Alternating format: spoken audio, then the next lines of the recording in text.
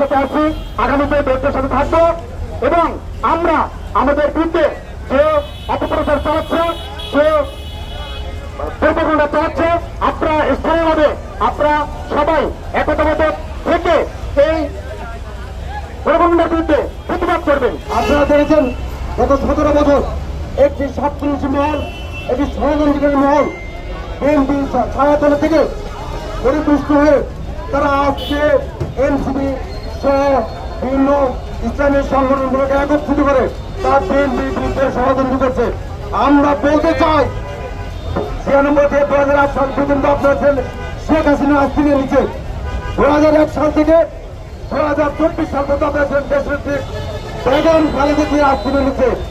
আমরা বলতে চাই আপনারা যারা এনসিপি করছেন তারা এই 15 বছর ছিলেন কার লঙ্গি নিচে ছিলেন, আপনারা নিজেরা চিন্তা করতে পারেন।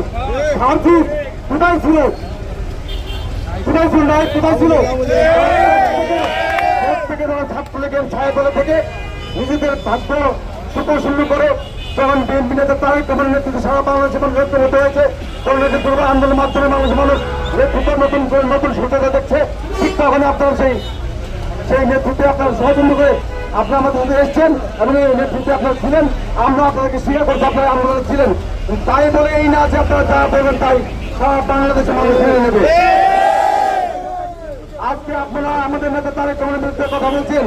আমি আজকের এই সমাবেশ থেকে ঢাকা জেলা স্বেচ্ছাসেবক দল আহ্বায়ক নাজমুল হাসান আমি বলছি, আপনাদের যে এনসিপি বলেন তারা বাংলাদেশের যে কোনো আসলে আপনারা আমার সাথে দাঁড়ান, তার কথা তারেক রহমান